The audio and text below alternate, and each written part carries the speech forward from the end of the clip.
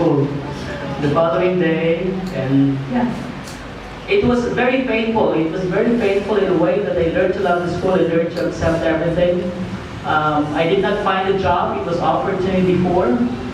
That's why so I was really heartbroken. But God works in a mysterious way. First is because if I was still in assumption, I would not be able to help with the AOA because I was so busy back then. Second, if I did not get fired from that work, I would not find another job. Perhaps I would have stayed there forever, or like what I said up until here. And perhaps I would not grow as a person in many, many ways, professionally, personally, perhaps spiritually, because I'm stuck in that little environment. So if I look back into it, I am thankful that at that moment, the moment I learned that I would be kicked out, the first thing I did was I knelt and prayed. I said, God, thank you. That was the first word.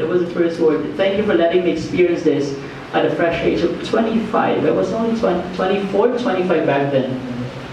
And because I was only saying not all 25-year-olds experience all these kind of gruesome, your boss will tell you, embarrassed me. That was the biggest embarrassment I ever had, and then she started crying in front of me. So it was really an experience that taught me many things, many lessons. So anyway, going back, facing the present, are we ready to face the present?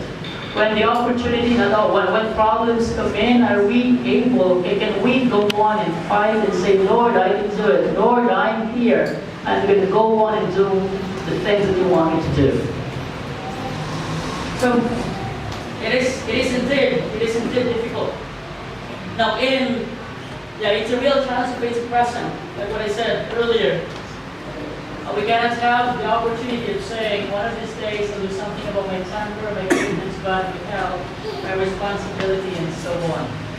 We can no longer say that because we have to face the present right here and right now. Now, in the 11th chapter of John, there is a story I think all of us are very familiar with, the story of Martha, Lazarus, and Maria. And we knew the fact that Lazarus died, right? Lazarus died. And when Jesus came to Lazarus' house, it was already 4 days since his passing.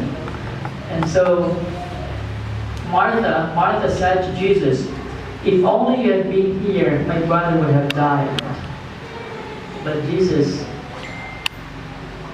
said, your father will rise again. But let me go back and give a little emphasis on the Martha statement. He said, if only you had been here, my brother would not have died. Sometimes we delve into this kind of questioning to God. Why, God? Why did you let it happen? Am I not faithful enough for you? Am I not doing the best I can? Why would you do this to me? Sometimes we faithfuls, these thoughts are engaging into our head, and if you will not be weary of all this, if you will not do, if you will not protect our mind, our hearts, we will be poisoned with these negative thoughts. It will grow. It will grow like a seed, until it explodes, until we change our personality, until we change our behavior, and everything is gone. But Jesus said, after Martha asked the Lord, if only I had been here, my brother would not have died. And Jesus said, your brother will rise again. And then Martha repeated, I know he will rise again.